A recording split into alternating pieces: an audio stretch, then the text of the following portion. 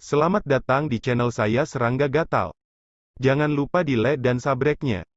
Oke, kita mulai. Sue Liu bersahaja.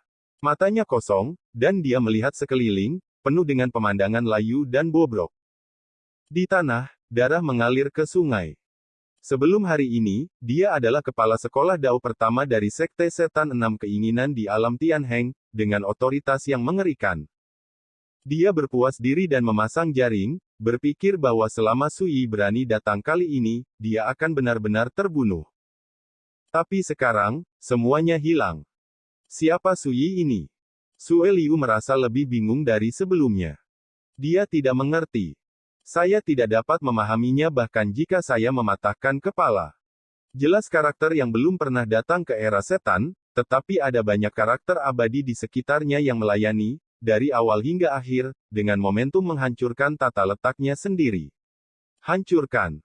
Sui mengangkat matanya dan melihat ke langit, lalu menatap Sue Liu, dan berkata, pada awalnya, Senmu mati karena kamu, sekarang, giliranmu.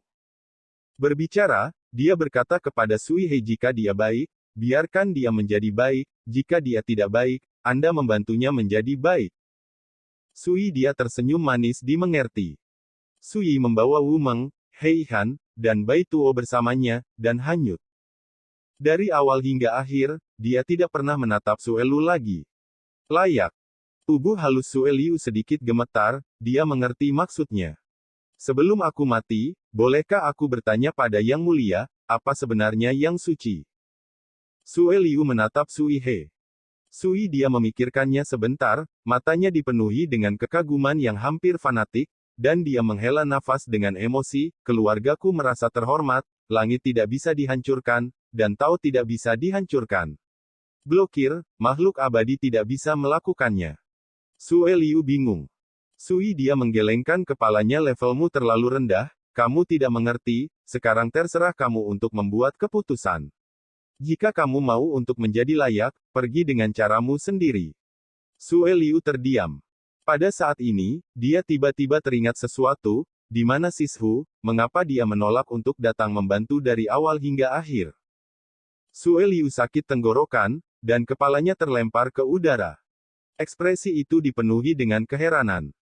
Sui dia melambaikan tangannya dan tersenyum manis, saya tidak sabar menunggu Anda mengambil keputusan, jadi saya pribadi akan mengirim Anda di jalan. Kepala Sue Liu berguling ke tanah, dan tubuh tanpa kepala itu tergeletak di genangan darah.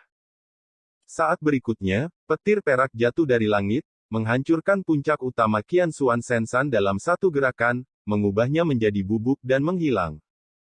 Sosok Sui He berubah menjadi guntur perak, menerobos udara.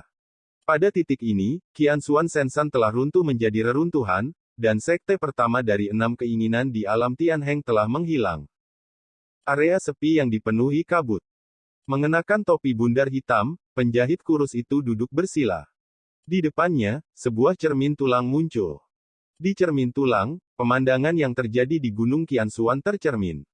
Hal-hal lama itu masih hidup. Penjahit itu mengerutkan kening, wajahnya penuh kejutan, dan jantungnya berdebar kencang. Jika dia tidak salah, pelayan tua yang mengikuti Sui langkah demi langkah adalah Wu Meng, pendiri pengadilan iblis Wanyu, yang telah menginjakkan kaki di tanah ratusan ribu tahun yang lalu. Kengerian keabadian ada.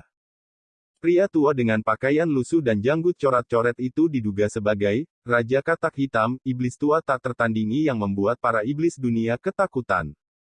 Pria berjubah putih yang mengaku sebagai Bai Tuo kemungkinan besar adalah penguasa iblis Huaxing. Iblis bawaan yang sangat menakutkan. Dan rumput air dengan rambut perak panjang. Penjahit itu tidak ingat siapa dia. Namun tidak diragukan lagi bahwa ini juga merupakan karakter horor yang tidak lebih lemah dari Huaxing Demon Lord, Black Toad King dan lainnya. Penonton jelas baru pertama kali datang ke era setan, tapi dia bisa menyuruh orang tua ini untuk mengabdi, pasti ada misteri besar di dalamnya. Penjahit itu tampak ragu-ragu, dan dia menyadari ada yang tidak beres, dan dia gelisah. Game pembunuhan melawan Sui ini juga diam-diam direncanakan olehnya. Tapi sampai sekarang, penjahit itu sadar bahwa dia salah. Penonton saat ini bukan lagi penonton yang dia kenal. Dia tidak hanya mengendalikan kekuatan reinkarnasi, tetapi juga menyembunyikan rahasia besar. Tiba-tiba, wajah si penjahit berubah. Dalam pemandangan yang terpantul di cermin tulang, Su Yi berkata kepada Su Liu, "Kamu terlalu banyak berpikir. Yang benar-benar ingin aku bunuh hari ini adalah pamanmu. Kamu hanya karakter biasa. Penonton sialan." Penjahit itu menggertakkan giginya, matanya dipenuhi dengan gelombang kebencian. Avatar daunnya melintasi sungai panjang ruang dan waktu di masa lalu dan memasuki kedalaman langit berbintang. Pada tahun-tahun yang lalu, avatar daunnya akan mengubah pengalamannya di kedalaman langit berbintang menjadi merek secara berkala dan menyebarkannya kembali dengan metode rahasia. Karena itu, penjahit bisa mempelajari segala hal yang berhubungan dengan Guanzu. Tapi belum lama ini, dia menerima kabar tentang avatar Dao, yang mengatakan bahwa dia akan bertarung dengan penonton, dan memutuskan sukses atau gagal. Jika berhasil, pesan akan dibalas secepatnya. Gagal jika tidak ada pesan yang dikembalikan. Akibatnya, hingga saat ini pihak penjahit belum menerima kabar adanya jalan tersebut. Bagaimana mungkin dia tidak mengerti bahwa klon Dao-nya telah dikalahkan sepenuhnya?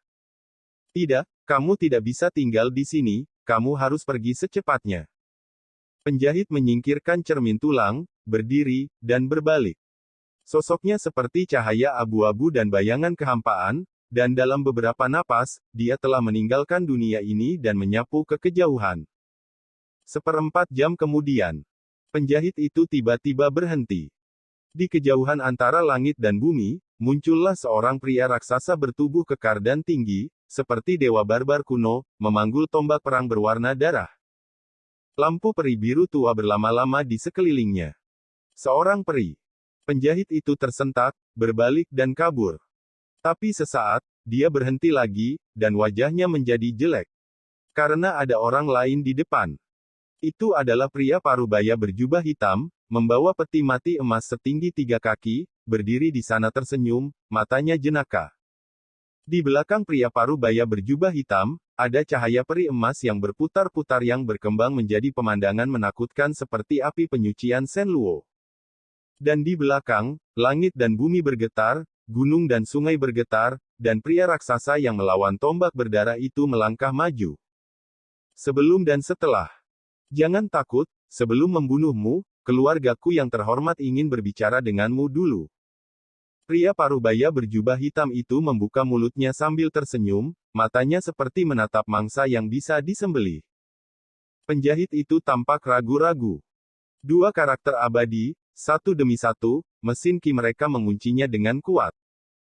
Bagaimana Anda menemukan saya? Penjahit itu mengerutkan kening. Dia cepat tenang dan tidak bertindak gegabah. Pria parubaya berjubah hitam itu tersenyum dan menggelengkan kepalanya rahasia. Penjahit itu menghela nafas dan berkata, rahasia. Saya mungkin sudah menebaknya. Di tangan Anda harus mengendalikan salah satu klon Dao saya.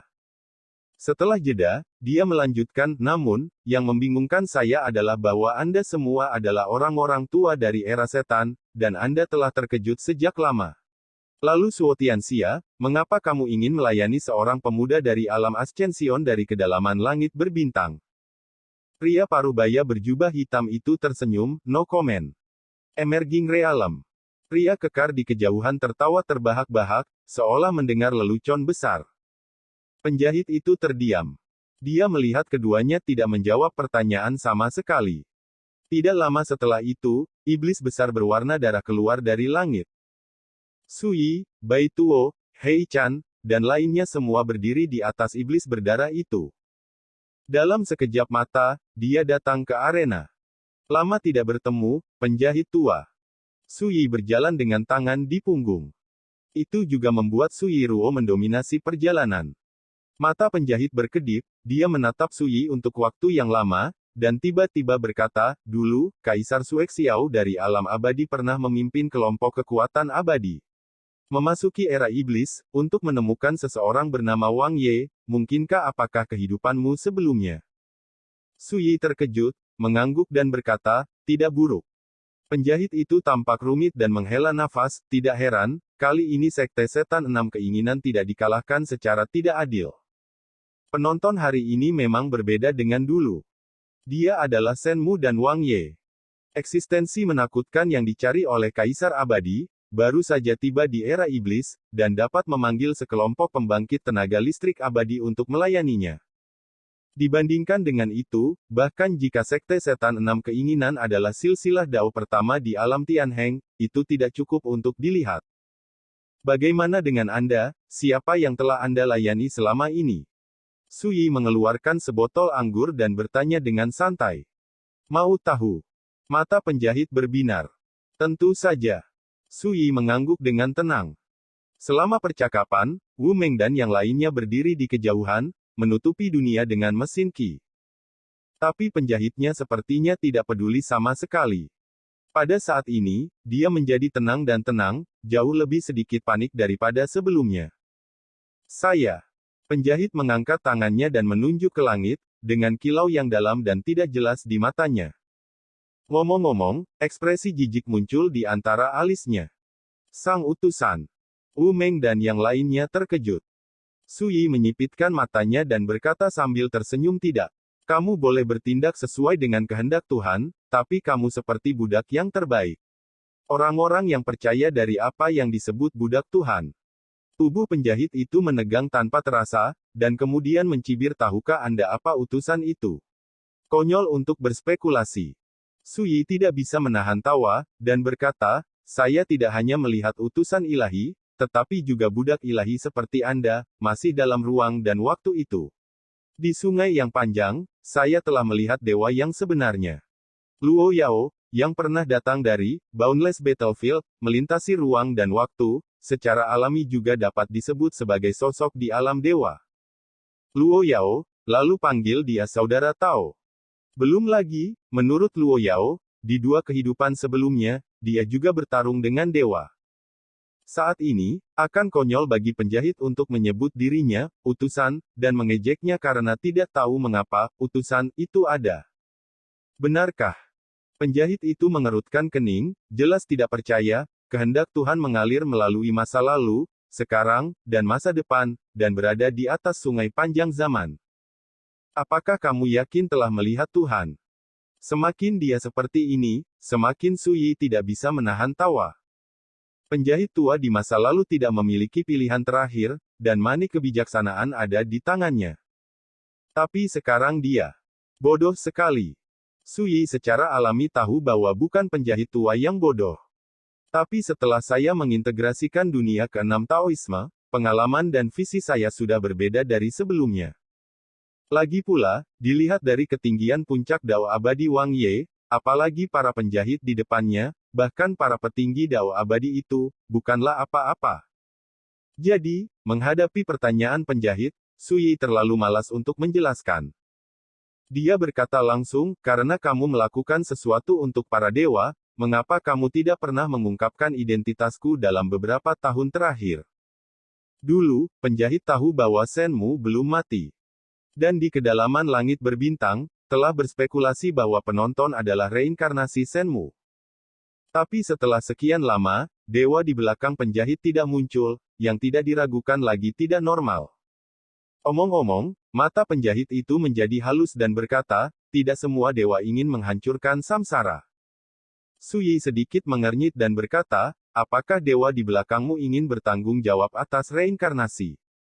Penjahit tidak menyangkalnya, tetapi berkata, Tuan, jika Anda bersedia berhenti di sini, saya dapat memperkenalkan Anda kepada para dewa di belakang Anda, dan menjadikan Anda juga utusan para dewa. Setelah jeda, dia melirik semua orang yang hadir dan berkata, sebaliknya, jika kamu tidak bersikeras membunuhku, maka hari ini kamu dan aku pasti akan binasa bersama. Berbicara, penjahit membentangkan telapak tangan kanannya, dan jimat hitam yang disegel muncul. Jimat ini berisi kekuatan ketertiban dari para dewa. Ada kerutan di alis penjahit, dan dia berkata-kata demi kata, saya dapat menjamin bahwa tidak mungkin bagi Anda untuk menahan pukulan ini. Wu Meng dan yang lainnya semua menoleh. Yang mulia, orang ini sepertinya tidak berbohong. Wu Meng berbicara dengan suara rendah. Penjahit tidak bisa menahan tawa dan berkata, saya tidak pernah bercanda tentang hidup saya. Dia memandang Su Yi, tentu saja, kamu juga dapat memilih untuk berhenti di situ. Dentang. Pedang manusia muncul di telapak tangan Sui. Wajah penjahit tiba-tiba berubah, dan dia mengerutkan kening. Penjaga, apa yang kamu coba lakukan? Sui berkata dengan acuh tak acuh, jangan salahkan aku karena tidak memberimu kesempatan, sekarang kamu bisa menggunakan jimat itu.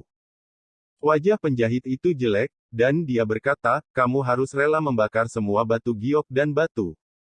Sui tertawa dan berkata, tidak, aku menunjukkan kepadamu, apa yang disebut kekuatan para dewa tidak maha kuasa. Berbicara, dia menebas dengan pedang tanpa ragu-ragu. Pedangnya terang, merobek langit. Penjahit itu sangat marah sehingga giginya terkatup, dan dia tidak peduli tentang apapun, dan meraung, kalau begitu mati bersama. Begitu suara itu terdengar, di telapak tangannya, jimat hitam itu terbakar. Ledakan. Langit dan bumi tiba-tiba menjadi gelap, seperti jatuh ke malam abadi. Gelombang kekuasaan yang menakutkan dan tak terbayangkan muncul dari jimat hitam yang menyala. Itu hitam seperti tinta, membuat sketsa sosok yang hampir ilusi.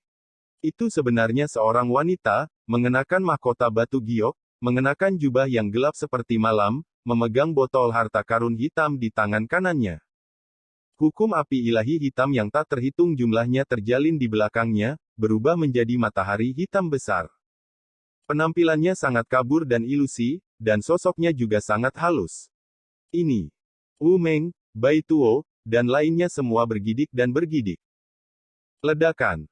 Pedang Qi yang dipotong Sui masih ada di tengahnya, dan tiba-tiba runtuh. Pada saat ini, energi penjahit tampaknya benar-benar terkuras. Seluruh orang tiba-tiba menjadi sangat tua, kulitnya kusam dan ada banyak retakan. Tidak diragukan lagi, mendesak jimat hitam itu untuk membuatnya membayar harga yang sangat mahal. Tapi dia tidak memperhatikannya, dia langsung berjongkok di tanah, dan berkata dengan ekspresi saleh, para pelayan bertemu dengan dewa kegelapan, dan aku memohon kepada dewa-dewa untuk ambil tindakan dan bunuh semua orang di sini. Dentang. Suara penjahit masih bergema, dan Sui sudah menembak.